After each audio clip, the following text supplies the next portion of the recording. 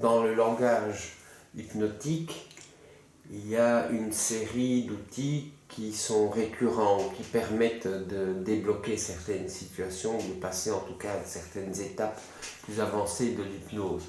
Parmi ces outils, il y a ce que vous appelez des jeux, comme par exemple le jeu des peut-être ou le jeu des 3 clés. Est-ce que vous pourriez nous en dire un peu plus, d'abord sur le jeu des peut-être, puis sur le jeu des 3 clés? Donc l'utilisation du peut-être, c'est le profil bas du thérapeute qui dit je ne sais pas. Et l'ego de l'autre, quel qu'il soit l'autre, même s'il doute de lui, dit moi je sais. Comme quand on dit peut-être que vous avez été un jour jouer à la mer avec un cerf-volant et je ne sais pas de quelle couleur il peut être, il peut être. Le cerveau de l'autre va dire ah il était bleu, il était rouge. Donc il ne faut jamais imposer, ça suscite chez l'autre une certaine créativité, une certaine spontanéité. C'est ça qui est très utile.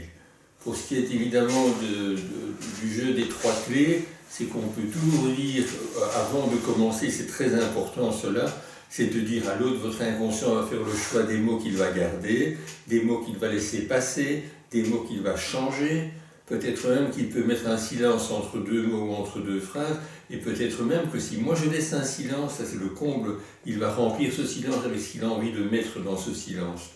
Et ça c'est très étonnant parce qu'en faisant cela, on voit que même si on se trompe ou même si on hésite sur certaines choses, l'inconscient de l'autre va le remplir. C'est vrai, s'il y a un bruit anormal dans une pièce ou des choses comme ça, on dit simplement que leur inconscient va utiliser ce qui vient de se passer ou le bruit qu'il vient d'y avoir pour aller plus loin dans leur expérience. Et on voit que les gens remplissent cela avec quelque chose, il y a plein d'exemples, on en verra un ou deux dans les vidéos en salle d'opération par exemple. C'est très étonnant de voir cela. Donc les gens retombent toujours sur leurs pieds, on va dire.